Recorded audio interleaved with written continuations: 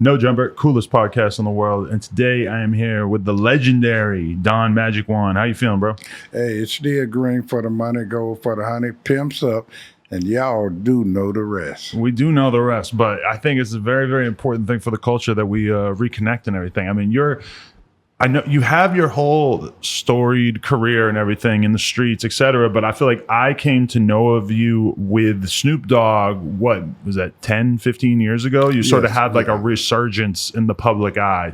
Take me through that time period. Well, what you're speaking about is really I first met Snoop in something like 96, and that was in Atlanta during the time they was having what they considered the Freaknik, legendary freaky party thing. Hanging out. So, I met him then, and then I seen him in Chicago. Where you're from, right? Yeah, at a concert. And he seen me in the audience, and he told his Uncle Junebug to bring me in the back, went in the back, smoked with him, and we talked and things. He came to Chicago another time, and he had the Muslim to bring him to where I was hanging at on the west side of Chicago. Okay. At a barbershop, and he came up there and fellowship with us, got his hair cut.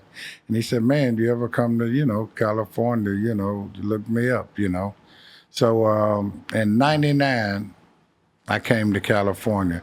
As a matter of fact, we was on the same plane and landed together, and from 99 and up until now, it's been, a fellowship. I become a spiritual advisor. Why was Snoop so drawn to you? What do you think started that relationship? He's obviously incredibly busy. He's got plenty of money. He doesn't really have to make new friends, but he was drawn to you. What do you think it was? Well, it's the thing that draw most people to what was considered my situation as being a pimp.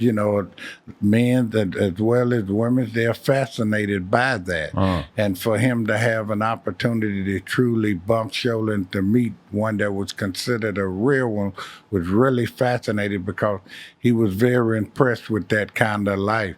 And, most rappers are, because, that's why they say I'm hip hop, because most rappers sing about the cars, the clothes, the jewelry, the women's, the homes, and that's what a pimp was really all about. So a lot of rappers literally talk about being pimps all the time, and we as the listeners know that they're either lying or they're exaggerating, and maybe they've done a little bit of dirt in their day, but they're not really someone who lived the game for decades like yourself. Well, one thing about it, like I say, it's a fantasy. Like a lot of them rap about gangster and haven't did any gangster. So it's a fantasy, it's just lyrics, And you got some like Ice-T that had really lived that life as a pimp.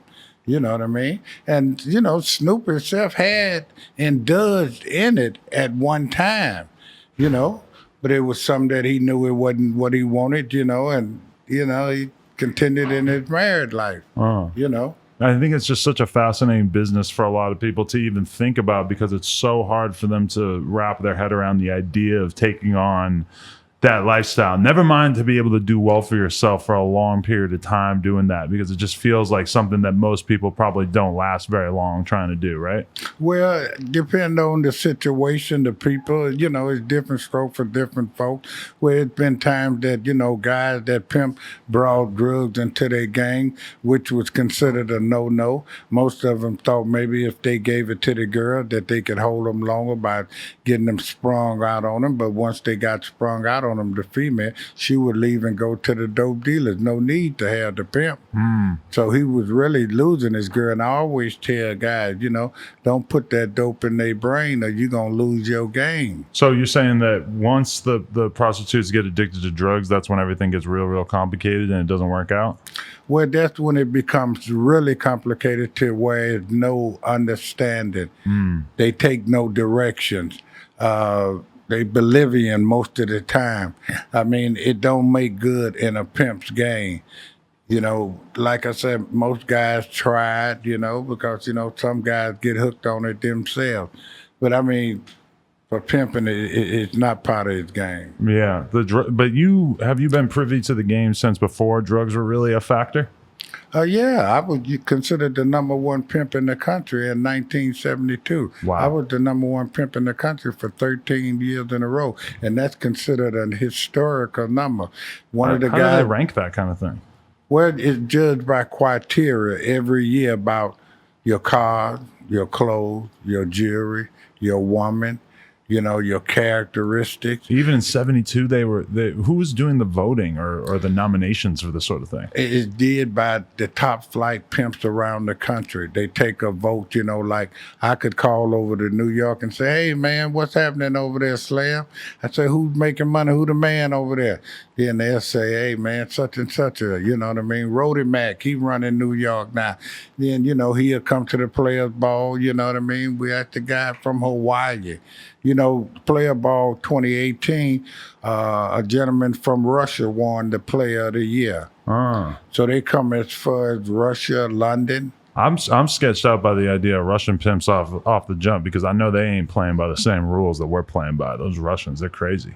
Well, one thing about it is, we consider that, you know what I mean, by they females, you know what I mean, whatever else they do is another thing, but we judge you by your status with your female, your cars, your clothes, how live you is, how you putting it down, you know what I mean, making it happen, the real deal. But back in the day it sounds kind of flagrant. It sounds like you really weren't worried about getting caught at that time period back in the '70s.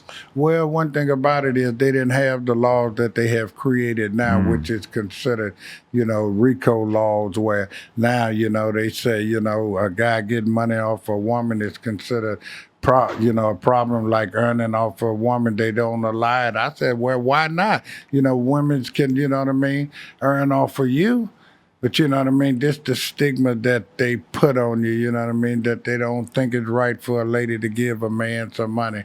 I don't see nothing wrong with it. If the lady agreed, like I say, it's by choice, not by force. But when you were in the '70s, what were your worries in terms of the law? It wasn't even concerned that there would be an investigation and that you would get busted. That was impossible. No, it wasn't none of that kind of thing. The only time you have a problem like that is you had a problem with your girl where she would go to the police on you and, you'll get something like they call a pandering charge or something, and possibly, what they consider then white slavery, or, holding somebody against their will.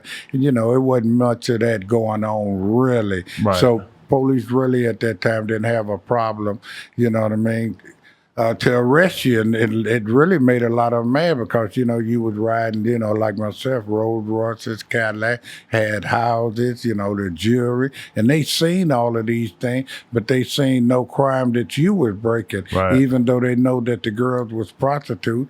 And, if you couldn't, bust them where they was prostituting, you see them, you can't bust them for just walking around in life. Definitely. That's really interesting. Hey, can I ask you a question? Just sort of off topic. You ever tried any sort of like penis pill, any kind of dick pill, like from either Viagra or like something from the corner store? Yeah. Tried it? Yeah, I've tried it. And some of it have worked. Really? Yeah. But I don't know any man that really want to try that. Stay a man that haven't tried something that would enhance him. Yeah. Yeah. Because I just recently tried it out for the first time, which is actually a really good segue to our sponsor for this episode, BlueChew.com.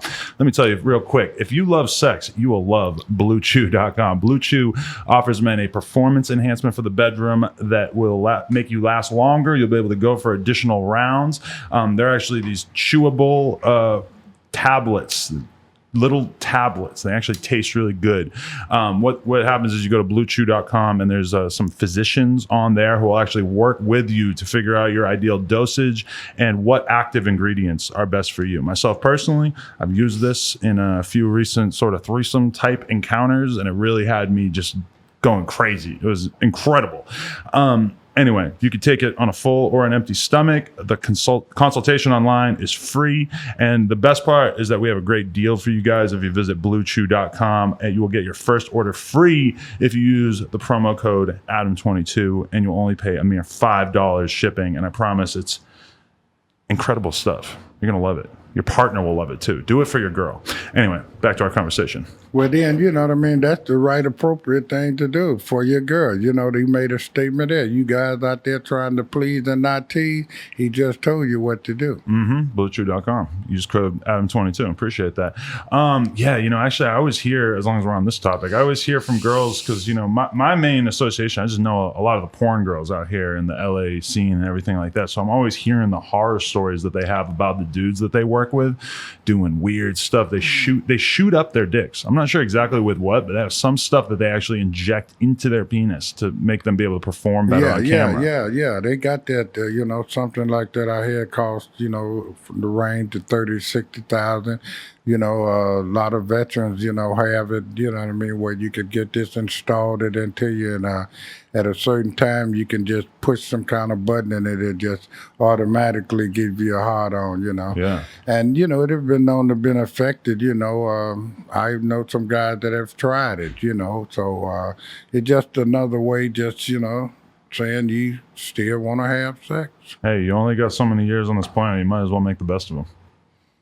Do what you can, you know. I just think anything you run out of, you should have been and did the best you could before that happened. Do you think that the cops didn't care so much about the prostitution issue back in the day because the world hadn't really figured out like international sex trafficking? In the sense, I feel like that's what really pisses them off, is like the idea that there's all these girls coming from Russia being sort of enslaved and shipped off to different cities all over America, that's when they started to really have to do something about it. Well, one thing about it is anything that you know about now been going on from a long time ago, you know, just a lot of stuff being exposed now. And at that time, you know, it was a good time, you know what I mean? Especially in the black community during that pimp, like black exploitation movie, you know, blacks had a little money then, you know. It was a happy time, you know, and it was a time when, you know, officers, you know, would take, you know, $5 or $10, you know, man, just to, you know, he didn't have no problem about you doing what you did with the girls. He figured it wasn't his business. You know what I mean? She wasn't complaining, so why should he, you know? Yeah. So it was that kind of, I was very respectful, and I always used to go by the station and take the desk sergeant a whole case of champagne. You know what I mean? You know, even as a pimp, and, you know, I used to feed the less fortunate. Other pimps used to say, you're going to need that money, man. Why you doing that? I used to say, I don't know. I just did it. You know what I mean? I mean, back to school for kids, you know, on Easter, buy some Easter basket and give out. Thanksgiving, buy turkeys and give out. I mean, this was the kind of thing I have been doing for over 45 years. And as a matter of fact, 2019, next Sunday, Labor Day weekend, I'm having the players picnic where we are giving back to school supplies and book bags to the kids. You know, I believe in giving back, you know, and this is my way to give back. Do you know? sometimes feel like you are a rare, kind soul in this profession, in the sense that it's the type of job that typically most people who go into it don't have the best intentions, and that you're sort of like the rare exception to that, and that you came into the game with more of a moral code and you were approaching it for the right reasons? If you're saying that few are called, you know what I mean? You know, like I said, many have called, few are chosen. Yes, I feel that I am a chosen one. I feel that deeply than the way you've spoken. I have felt that for quite a while now. I mean, and I have been shown that kind of vision based on the sort of thing that I do that a normal pimp in that time wouldn't do. So now it's catching up with me to get a better understanding, because in '85, God showed me a vision that if I didn't give up that life, that I wouldn't live. He showed me that something drastically was going to happen to me. Like the police was going to kick the door down, or the FBI was going to come, or somebody was going to break in and rob me. It was a vision so strong that I could see it, that if I didn't change my life, it was going to be over. So what happened in '85? God showed me this vision in the apartment, made me realize that he really do exist. I mean, I respected everybody. Wish I had a praying mother, but I was the pimp. I was the number one pimp. You know, I wasn't into it like that. So God showed me experience one night, made me believe that He really do exist. I was trying to watch television one night, and every station I turned to was a religious station. Evangelist was speaking, and no matter where I turned, it just seemed to hit me. And one of the evangelists, like, he looked at me and said, I see somebody who have just been saved. And he was looking dead at me. You wet it? You know, because I didn't know what the experience was happening. I never experienced the power of God. I never thought of it coming into my life.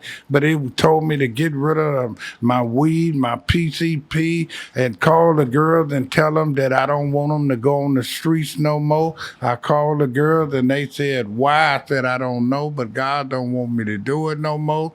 I called my mother and I said to my mother, I said, Mother, I just been saved. She said, call the preacher. I said, I don't know no preacher. She gave me a number to a preacher, Pastor Chevy. This is a true testimony, man. And I called this number and I said, Pastor Chevy, I've been saved. And he said, I know it. And I mean, it was like, wow, it's like somebody was confirming it. Tell me that this what was taking place in my life. And man, after that, and the conversion happened here in California. You know, like I said, I'm from Chicago. So in '85, I left California, went back to Chicago. I joined this Bible school called Moody Bible Institution. It's the #2 Bible school in the country. And man, it's amazing. They took me in at first. They wasn't going to take me in. They couldn't understand why would a pimp be walking around in the school, want to join a Bible school. And the lady that registered you, she said, I would have never registered you in this school. She said, I never watched TV on Sunday after church, but I walked into the house and they had the news broadcast on that this pimp, Don Juan, had given his life to God. It was on the news when you first stopped. Yeah. Whoa. Yeah, you know, big news and things. You know, I've been on the Oprah Winfrey show and but even back Donahue then? show and all of that. Yeah, testifying about my conversion. Wow. You know? Yeah, I've been all over the country. I speak in college and jails and academies and sorority, giving the testimony, been there, you know, done that. That's why I become Snoop Dogg's spiritual advisor. But was there a certain point where you sort of started to realize, oh, the fact that I've lived this life and that I can talk about it and that people are interested in hearing me talk about it, that is a very marketable thing, and that you could, you know, do all the things that you've been able to do, where you basically could, you know, without having to take on the risk of actually living that life, you would be able to go out and be able to tell people about that life. And someone like me, 30 years later, would be fascinated to be sitting here having a conversation with you. Is there a time period when that sort of started to occur to you? Well, amazing that it is, it occurred to me as I was involved in the game. You know, it was like at times I wanted to retire, but for some reason the girls wouldn't let me retire. You know, I was always trying to find a way where I could make us profitable by quitting the game. And it just didn't happen. And, you know, after it happened, I considered it a blessing that God had came into my life. Because, you know, at a time, you know, where it was such a conviction to where one of the girls I had was out working one day. And, you know, like I said, I had girls and I didn't allow to date blacks. Okay, that was the rule? Well, that was my rule. Because you didn't want them to get them wrapped up with some cool-ass dudes that were going to take over their mind, right? Not only that, but, you know, it's more trouble than black. It's over-sexual with black. They want more for their money. Sometimes they take their money back. You know what I mean? They do a lot of things sometimes to the girl. So in the end, I didn't want her having her boyfriend sneaking up on there getting some for free, you know? Okay. So I minimized that. But anyway, the story goes, and this is a true story. She had been with me for something like probably 7 or 8 years, and she was up there working that evening, and the guy pulled up on her and asked her to turn her date, and she refused to date him, and he shot her 5 times. He shot her twice in the head and the other 3 in the body and everything. And this happened right before you decided to stop, or? Well, this was still during, the time that I was involved in the pimp game. It's just one of the things that happened. These are some of the war stories that really seriously take place in that life. Some of the girls really make sacrifice and risk their lives and things for to make that pimp, success for to have what he want to. So she was shot. It was the evening she was rushed to the hospital. I knew nothing about it till, I was contacted through my sister that this had taken place. So it was a sister of mine that always go and bond the girls out, and do the things that I be asking her to do. So me and her went to the hospital, and here she was, the girl laid up with tubes everywhere, and barely could move because they had shot her twice in the head and the other 3 shots in the body and 1 in the thigh or something. And soon as I stepped in, her mother was there and her sister, and she looked up at me and she said, "Daddy, I wish I can get up out this bed and go get you your money." Her mother looked at me in amaze and said, "What have you done to my daughter?" Right. I said, "Ma'am, nothing. That's just pure dedication." That's how dedicated the female was in that pimp gang during that era.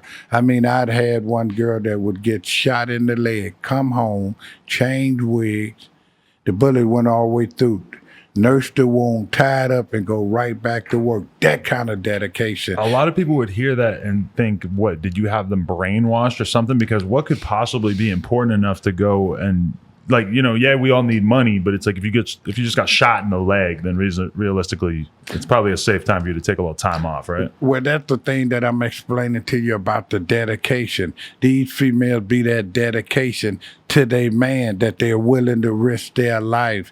You know what I mean? It's that important to her that she see that she do everything possible to make that man number one in that field. And then when they dedicate it, if it means death, because one thing about it is you couldn't say a female brainwash, because one thing about it is prostitutes are very intelligent because they have to go in cars and go into men's pocket, go up under the seat, go into the glove compartment, have sex with him, and do all of that by the time they go around the block. And I always say, if a female wants to really leave you, promise me, she will and she can. Because anytime a female get in a car and can ride and go spend 10, 15, 20 minutes and come back, she wanted to come back. It wasn't by force, it was by her choice. She could have left. But isn't that kind of the whole game when you're in that business, is that you have to create incentives to make these girls fall in line with what you want them to be doing, for them to do unrealistic things that might not be in their best interest, like go fuck dudes for money right after getting shot. Well, the thing about it is, and this is truly in the pimp gang, some people are so amazed by me saying this, but most that involved in the gang or heard about it know it's the truth. One thing about it is you have to create some fear in the female. It's not going to work unless you create some fear in her. Right. She must have some kind of fear of you. And when it come time, and the thing about it is, she's going to try to find out, do you really mean what you say? If you said, "I'm going to kill you if you lead a stroll, if you do this, if you don't get me my money." I never had to fight my girls about getting money. They never had a problem about that. They wanted to do it more than I wanted them to do it. Right. But if you have to but I wanted to finish that. But when it come to that time that you have to check them, you told her you was going to kill her. Do you know you got to whoop her to where she think you about to kill her, where she would say, "Daddy, please don't kill me like you said you were gonna do." It get to that real, to where she feel it, that she almost at the brink of death. And then that same female will get up, clean up, nurse them wounds, get dressed, and go out there and get you the biggest bankroll you ever seen. But I think the problem is that a lot of people see it as immoral to have somebody in your life that is working for you because they're scared that you're going to kill them. Like, that's the part that I got to struggle with, because even if you didn't realistically plan on killing them, it just seems like it would be hard for me to wake up in the morning and know that that's the kind of business that I'm running. Okay, let me explain that statement you just made. And this is true to the game.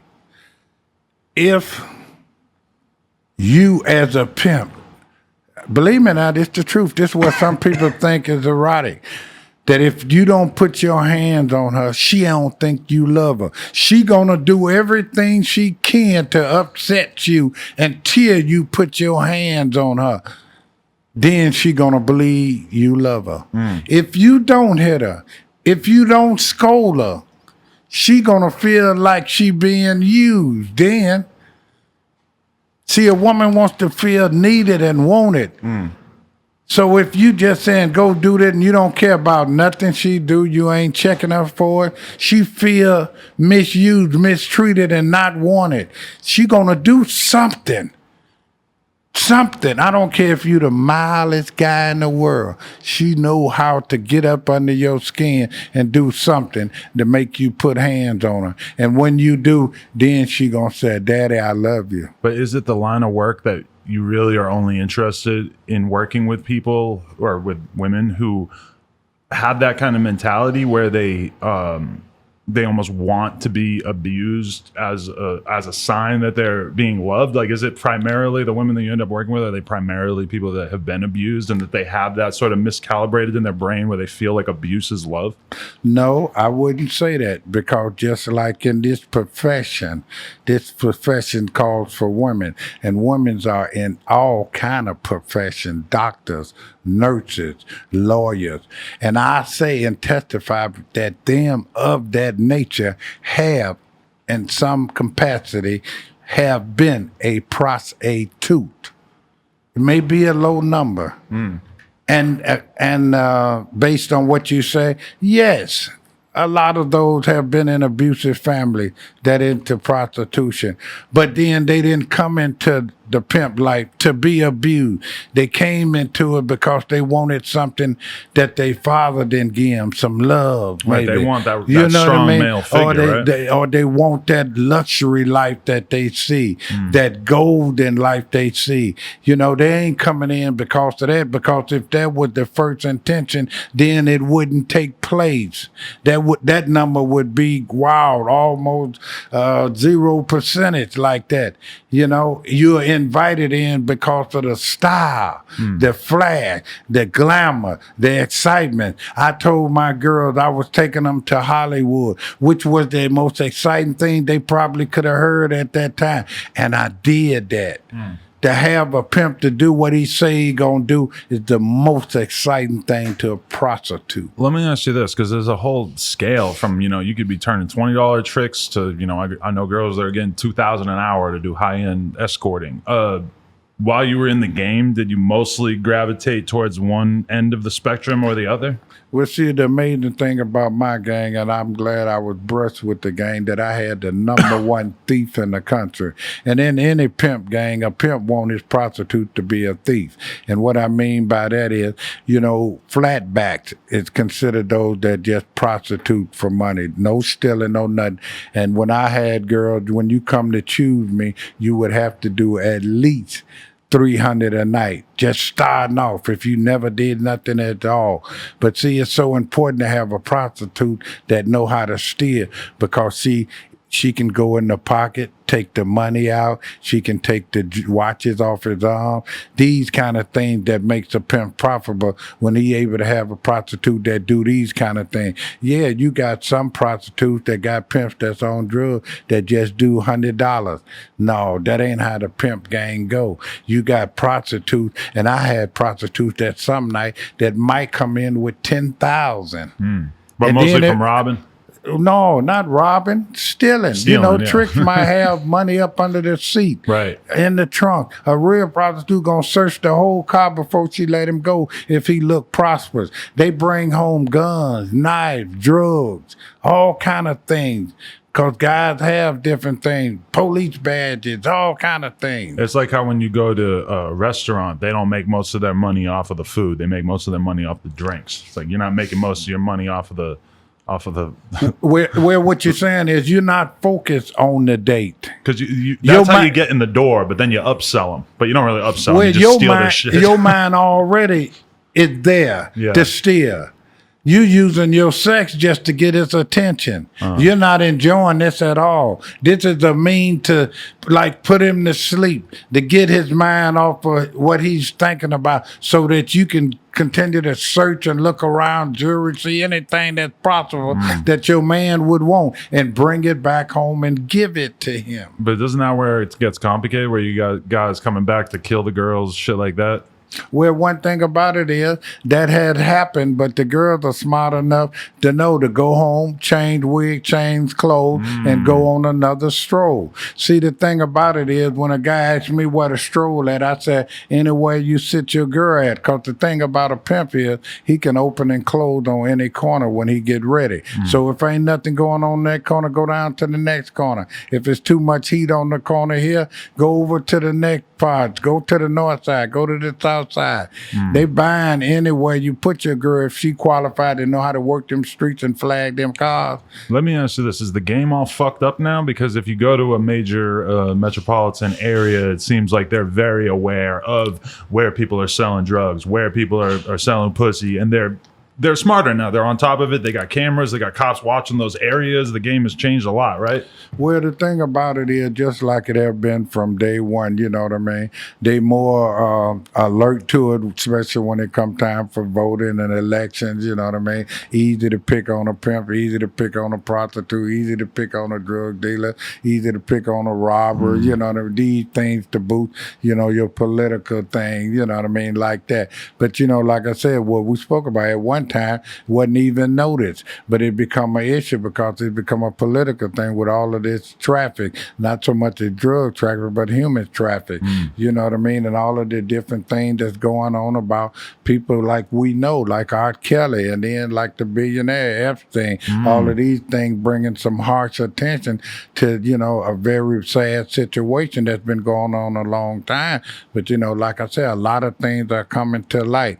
The gang is messed up in individuals, you know, different stroke for different folks. And then, like I said, a lot of females has run to the strip club. A lot of females are working internet websites, and you know, a lot of females are doing drugs. It's a lot of different things happen that had deterred the serious pimping, you know what I mean? It's still going on, and it's still gonna continue to go on until somebody turn the lights out on this small planet, because men's gonna continue to buy women. It just had to be some guys strong enough to tell a woman to go. Yeah. You know what I mean? Because some women need teaching, and that need something in life. They want to provide for their family, want to provide for their kids, and don't know how. Most women go out there and they give it away and come home with a sloppy coochie and no money, and still need bread on the table and need their rent paid. But the woman that go out there and know how to, you know what I mean, open her legs. I had women that would stand in, look, 50 below zero weather and the knee deep of snow. 50 below. 50 below.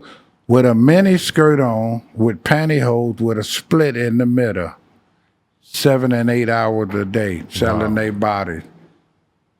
That's how serious that is. It's not like that today. It's so many opportunities. I mean, like I tell the guys today, we got to tell it like it is, okay? Like I tell the guys today, man, they losing by the women. Women are catching more females than guys are today. Guys are not so concerned about females like they used to be. Some guys now want transvect than they do women. A lot of women turning to be lesbian want women. And, you know, a lot of these things is against the gang, so everybody confused, so nothing really working out right They in don't no need us. kind of profession. They don't need us like they used to. Well, that's what I'm saying. You know what I mean? Yeah. Because there's so many opportunities to do a lot of things. Even like when a guy was doing pimping, he had to check a female, like we were talking about, hit her, put his hands on her, you know, but you can't even do that. Since the OJ days, it's definitely a no-no. It's like, you know, a murder beef almost, you know, when it was called really like a mild domestic, split y'all up a few hours and that's it. Or say, hey, y'all kiss and make up, now it's become a big thing. You put your hands on a female, you know. I know a lot of girls who basically are making, you know, high 5 figures, some of them even 6 figures a month off of their private Snapchats, where basically they never have to even leave the house. They don't have to go to the strip club. They don't have to walk down the street. They can be in the house. They hook up with other girls. They hook up with their boyfriend. Maybe they hook up with some other male porn star they know. Whatever. They do it all on their phone. Nobody takes a cut besides, you know, PayPal or some shit. Well, yeah, Crazy. Well, that's the thing that's going on now. You know, people are trying everything, you know what I mean, to make some money, and a lot of new doors opening up for them to be able to do such a thing, you know. But all of these things is not like of the pimp days when it was such a sorority or secretive. You know, people know like these chicks think they get away with talking slick, PayPal me or something like that. All of this is being documented. If the lick get big enough, the government will be knocking on their door. You know what I mean? So they ain't really doing nothing slick. You know I've been what I through mean? that experience where I was going to buy some drugs. Like I was buying some lean or something. I didn't have any cash on me. I'm like, shit, I'm gonna be right back. I'm gonna go to the ATM. The guy's like, wait, you don't got Venmo? I'm like, oh yeah, I do have Venmo. It was like he clearly sells way more drugs on Venmo through his phone than actual cash. Like he could be out selling drugs all day and come back with no cash in hand. Well, see, but that's how it is. You know what I mean? Like they said, you become your biggest customer. You know what I mean?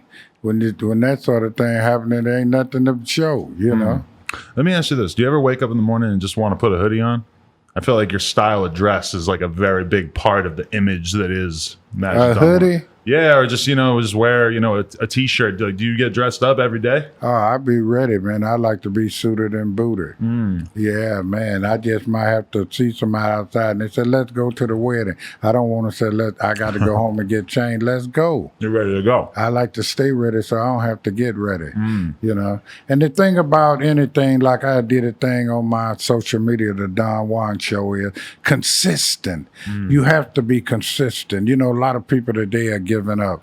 You know, it's so amazing to me to see so many homeless. And they're not old people. They're not sick people. They're not lame or anything. You know what I mean? Healthy, strong, young people, homeless. You know what I mean? It's something wrong, something going on somewhere here. And, you know, it's a problem. And it just seemed to be growing. I mean, one time we seen it with the elderly people. Now you see so many young people homeless. And not only that, suicidal, hurting themselves, being bullied into killing themselves, and these kind of things. These things that we must fight against, because still we have to help children, because I say I wouldn't want to be a child today. They taking all the abuse. I don't know where and why it have to be, but most kids are being murdered and killed like adults have been killed.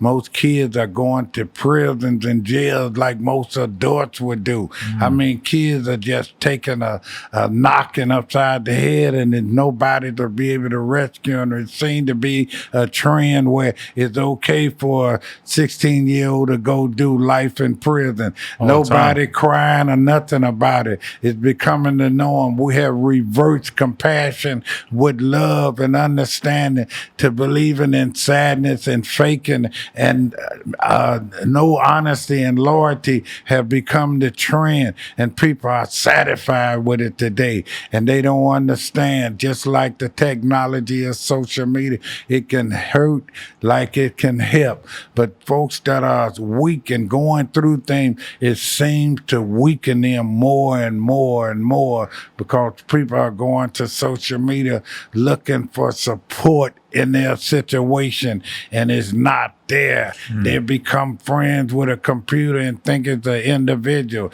Listen, people, that's not a hard there. People are not who they supposed to be. So don't y'all fall for that. Church. Preach. Tabernacle. Yeah, like what is the day in the life of Magic Don Juan like? Like what do you concern yourself with these days?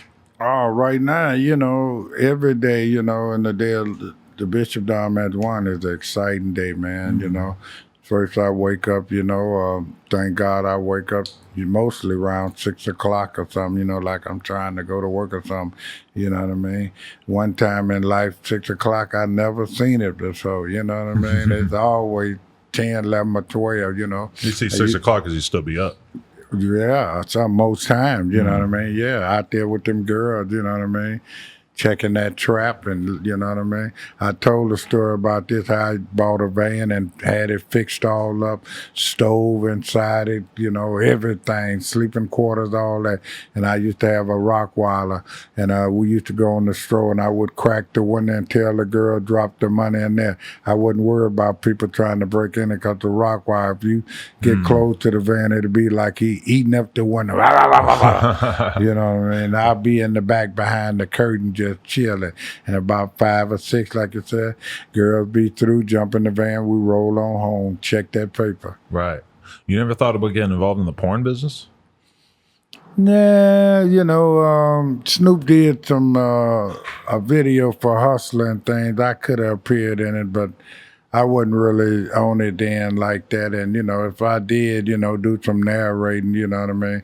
I want to make a significant deal for him. I don't just want to give him the Don Juan without that.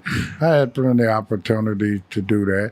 I know some girls that are involved in that, and also some of the guys and some of the people that run that business. I was friends of, rest in peace, Dennis Hoff, that owned the Bunny Ranch. We was good friends. I've been over there a few times. Where they have legalized sex at. Yeah, I would always hear about that. I would see a documentary when I was a kid about that. No, but it just kind of makes sense to me, because it's like you were involved in the illicit, illegal side of things for so long, and then at a certain point, it's kind of like I interviewed this guy. Oh God, why is his name? Like selling weed, and then weed become legal, not get legal, right? Yeah. Yeah, like the porn world is like weed now. Where it's I know what you mean, but I know what you mean, being involved in that entertainment part of sexual activities, it seemed like it would be only right. But, just like you said, my life is a different journey. I didn't know what I was going to do. Most guys get stuck in the game. You don't know what you're going to do. How you going to survive after that? I didn't know. Yeah. I thank God that he showed me another way, because I didn't know what I was going to do. Before you get into what you did in 85 when you stopped pimping, were you really fucked up off the PCP? And how was that affecting your game as a human being? It was affecting my game because I was letting my girls, we wouldn't, I would say hardcore PCP. Okay. We would take it, make it into weed, and then take the weed and put it on weed. Oh, okay. But the girls got a list, addicted to it. They would go in the icebox, get it, use it, and put some water in there and all that, or dip it, with that Sherman stick. They was going too heavy. So it was affecting my game, where the cab driver told me, man, I can't take your girl to work no more, man. They act too crazy. They was jumping out the car at 60 miles an hour. One of my girls, we went into a liquor store, and she went in the freezer and wouldn't come out.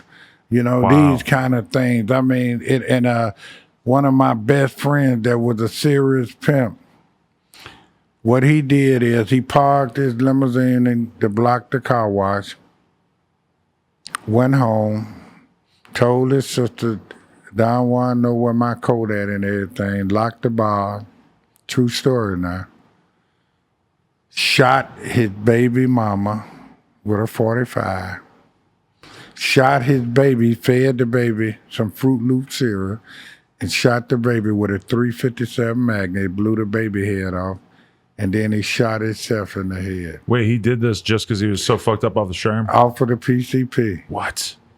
You know, because see, PCP give you hallucination that you'll do what you do, but you'll still be there tomorrow. Like you do what you do that you ain't did it.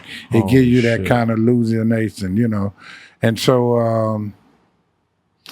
and this was just some guy you knew? No, we've been knowing each other for over 15 years. We were pimping, buddy. He's the one took me on the stroll the first time I went. Wow. You know, so it was amazing. And they called me, and I got there just as the police was bringing him out. And I went up, I'd seen his shoe, they had him covered up, but I went up in the house, and it was like one of them Freddy Krueger movies. Blood was everywhere. But the thing about it is, the bullet knocked out the girl. She didn't die. What? His girlfriend or wife? She didn't die. She didn't die. So she survived this thing? She survived it. Oh my God. And as a matter of fact, she was pregnant. And the daughter just hit me on social media, said, if you have any pictures of my daddy or something, let me see him. I was pregnant with my mother at the time she got shot. I didn't even know that. Holy shit. That must be weird to know that your father killed your sister and did all this terrible stuff, but it wasn't really him. It was just the drugs had him in this state of mind for a period of time. He might have been a great guy the rest of his life. It did that to a lot. I mean, at that era, and like I said, that's part of that affected my gang. And me, myself, I didn't do it like that. You know, I was very modest at it, but it was people around me that was doing it, that you would fear that if I'd have walked there at that time, he might would have killed me. You know what I mean? But he had his mind on set up for, I guess, what he wanted to do. But he didn't, like I said, PCP had you thinking you didn't do what you did, but he gone. Right. You know, the baby gone, and the mama living with that horror, and wow, it's amazing. That is terrible. Holy shit. Yeah. Okay, so what did you start to do to earn a living once you turned away from the pimp game, and how did you sort of get out of that lifestyle? Because I'm sure it kept following you, and I'm sure that like the types of people that you had been around were still gravitating towards you, right? No question about it is, you know, I was considered number one, and I was still considered the life of the party. You know what I mean? Not only that, the prostitutes still wanted to stay, but I had made the transition. But it's an amazing thing. Some tried to be the usher, you know, and then it was an amazing thing for my family because we was a fuss and cussing kind of family. When I made the conversion, it really brought our family together. It was really what my mother had been praying for, you know, and it was an amazing turnaround because my family become the choir, ushers in the church, and my mother become the mother in the church. We had a great ministry, and you know the girls couldn't keep up because you know God hadn't called. They tried, but you know, it wasn't that dedication to that. They wanted to curse God because I had been their whole life for 15, 20 years or something, you know. You would be with one girl for that long? She would be with me. I wouldn't be one girl. Yeah, I had as many as 7 at one time. I'm thinking in my head that you're going to have a girl for 6 months and then she's going to move on average. No, they were a lot of long-term commitments. Man, that ain't even, you know, the probation period. I mean, you don't really give a prostitute real rope in life after 3 years. After she show you 3 years of real dedication, then you might buy a car, you know, they might get her own apartment and, you know, start giving her a little, you know, room, you know, to move around and to do her thing because she have showed her trustworthy, you know. Did you become a one-woman type of guy once you left the game? I never been a one-woman type of guy. I always been considered a ladies' man. I've been having more than one woman since I was 10 years old. You know what I mean? It started then. You know, at 5 years old, I got my first piece of sex because the babysitter did it. You know what I mean? Told me don't tell nobody, you know? Right. So at 10 years old, I had 2 girls in the hallway kissing them both to see which one I really wanted to be my best girl. My big sister caught us in the hall, slapped me upside the head, told me to get in the house, and told the other girl, get home. But Right. that was the beginning of something that had always been a part of me. I've been married once, married, dedicated to my wife, but I always, just been a ladies' man. Women's always been there for me, from my mother all the way up to the day. Yeah. You know what I mean? How do you keep the energy level so high? Because I'm gonna be honest, my dad is the same age as you, and he Do really. you know how old I am? Yeah, you're 69, right? No, so you got me a little. I'm 67. I'll be Oh, okay. 68 in November. Okay, my pops is 69. He just turned 69, and when I look at him, I'm like, man, this guy is not moving at the same pace as Magic Don Juan. Well, the thing about it is, I strongly keep God in my life, you know what I mean? And I always been, like I said, rest, finesse, and dress, you know what I mean? I try not to be under too much strain, you know what I mean? I try to take everything calm, cool, and collective. And, my journey is to give out what I know, you know what I mean? Like I feel I'm blessed to be a blessing. And that's my daily journey, is to give somebody else knowledge. That's why I do my social media every day, because people say, man, I needed that. Thank you that, because they know they're getting it from a real one. More than any of them memes, you got to always read my caption, because I be laying it down from the heart. Right.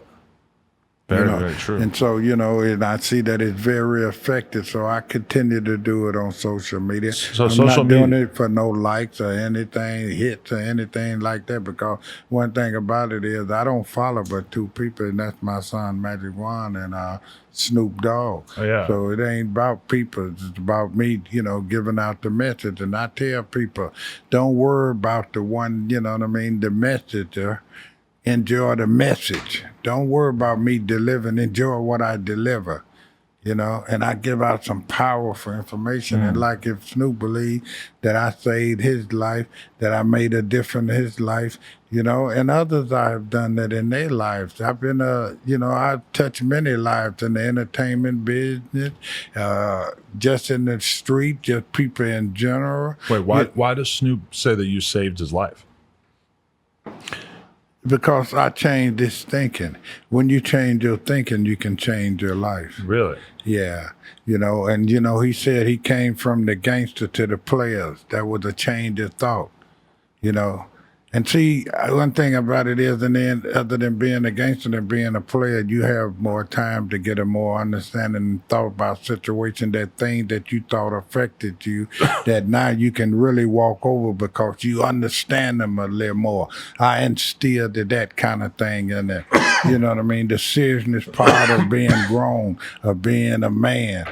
You know what I mean? What a family. You know what I mean? That's interesting, because when we think about Snoop, we forget that if you met him in 99, his No, I said 96. 96. Okay. So that's even a bit earlier. But I mean, Snoop was more in that sort of gangster type of, that's sort of more how we thought about him. And then there was a transition that sort of happened like late 90s, where he kind of changed up his image or his style, maybe even who he was kicking it around and stuff. Did you identify that? Yeah, well, what it was is, to be a little more understanding about the situation, the culture of California is, it was a lot of, the Crips and the Bloods and the gangbanging sort of situation. So, most of the guys here, they just try to stay strong to that situation. And Snoop was just one of them individuals that was going to continue to stand tall, you know what I mean?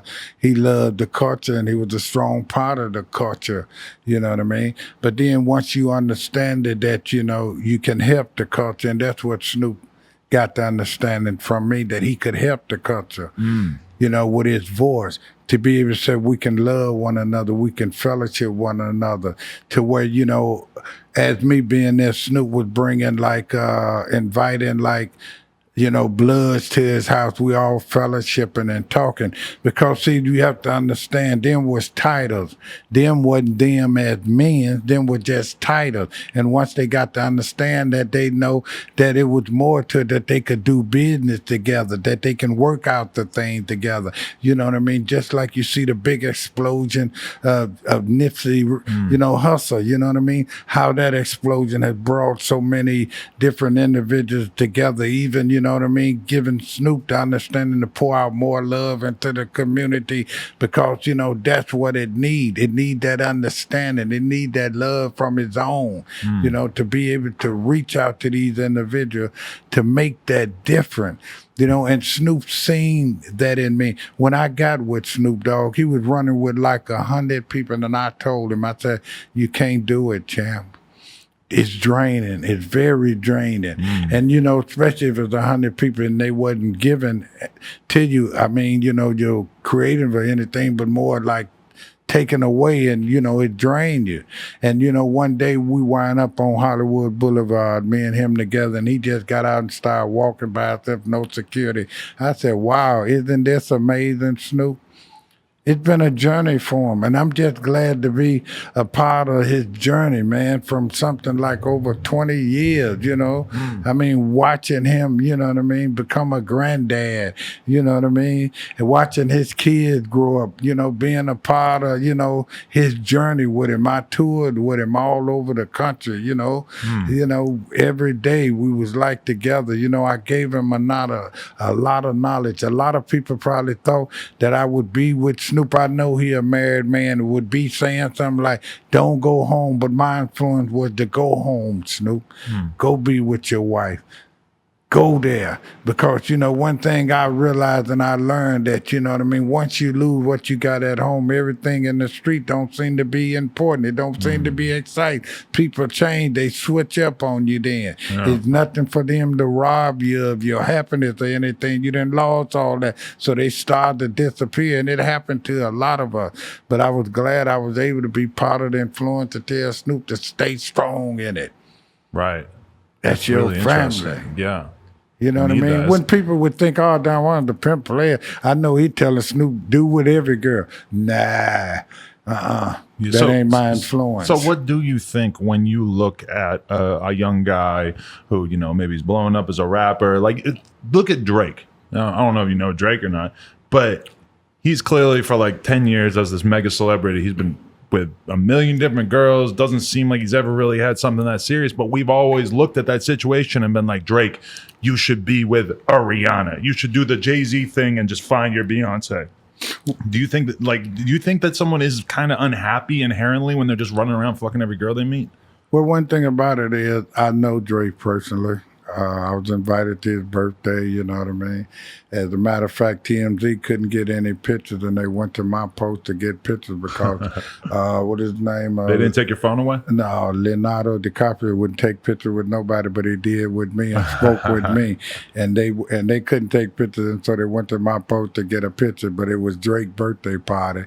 His father was there, Dennis Graham, which I gave the Don Juan Lifetime Achievement Award at the 2018 Players I bet Ball. you and him got along good. Yeah, You seem like kindred Dennis, spirits. Yeah, me and Dennis, you know, good friend. But the thing about it is, you know, in the beginning is, you know, I love the new rappers here, that, you know what I mean? But it's a good thing. Dre enjoying himself, you know, it's exciting in the early time. Just like Snoop could tell you, Ice-T could tell you. Early on, even like I could tell you in the Pimp Gang, it was exciting. You know what I mean? You know, right now, Drake, them, they still excited. They still young men. They still feeling their oats, their Cheerios. They doing their thing. It's a beautiful thing. And they creating good music and they being paid. But the things I hate about some of the rappers, you know what I mean, that is think that you can take it. There should be a lesson learned with Suge Knight that you can't take this kind of mentality into business, to the rap game. These people are giving you millions of dollars, and here you in the neighborhood, somebody killing somebody, buying drugs, and you ruining your career. You're doing 50 years in prison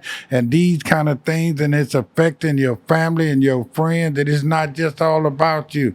I know you grown. I know you getting your own money. You can do your own thing. Nobody can tell you what to do, but you're hurting yourself, and some of y'all got to quit it, man. Enjoy your career. Be able to make your family happy. Make yourself happy. So many of y'all are unhappy out there. You're unhappy in your home, with your girls, with your job. and you're doing different things to affect your life. You got to quit it because you're hurting your career. Once you become into this business, you become an artist. It's a business. It's no more about gang banging. It's no more about that street life. It's about that pencil and paper. And that's what you see. You pay no attention, and that's why most of y'all get hurt by that pencil and paper. Nobody had to hit you. You get your worst lick from pencil and paper. So pay attention now. So you think Drake is still in the streets too much? No, I don't think he's in the street too much. I think he's having a great time. I think he earned it. You know what I mean? It's been established that he is one of the top artists of this generation. Oh, yeah. You know what I Incredible. mean? So yeah, he should feel his hero. He should enjoy himself. I love Chris Brown. Enjoy yourself, man. Make this money. But the thing about it is too, help somebody, please. Help somebody. I know y'all doing things, you know what I mean? But it's so many people that you know that you can help. They might not even deserve it, but they in your community from where you come up. Most of y'all was poor. Y'all know what it is. Y'all act like y'all never been broke before. Y'all don't know to go in the neighborhood and reach out. I don't care, Jay-Z, man, Diddy, Rick Ross. You know what I mean? We got to help, man, in the community. Yeah, you can donate to charity. I know all of them kind of things, but I promise you it don't reach down on Jackson Street in Gary, Indiana.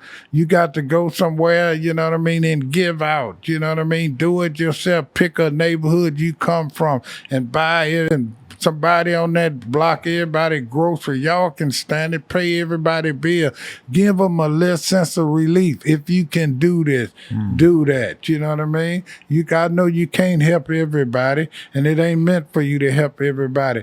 But you've been blessed, so you can be a blessing. And most people have more money than they need. They dying and leaving money, to trustees and charities and different things. So while you're here, you ain't got to go all the way across seas and over there to help. You can help right in these communities. People right there in Chicago on Madison need help. Right here in Los Angeles on Crenshaw need help. We can help, y'all. So think about that. But don't forget, next Sunday now, September the 1st, the Players Picnic is going down. What's y'all. that like? Because I was going to ask what kind of entrepreneurial ventures you're currently involved in before we have to wrap this interview. Well, I got a second print to my life story book out with some new pictures in there. Oh, cool. Also, I've been, working and talking to different individuals about a documentary on my life story. Spoke to Bill Duke about bringing it to the silver screen and what we need to do to get that done. We have the footage, we're looking for investors that, we would like for it to go to the big screen, not no Netflix or nothing like that. I'm surprised that they took Dolomite to Netflix. I thought it should have been on the big screen. Yes, Eddie Murphy, I thought that. You know what I mean? But, it came on Netflix, so it is. But I like for my life story to be on the big screen. I surely believe I got a story to tell. They ain't heard half of it, you know what I mean? Been there, done that.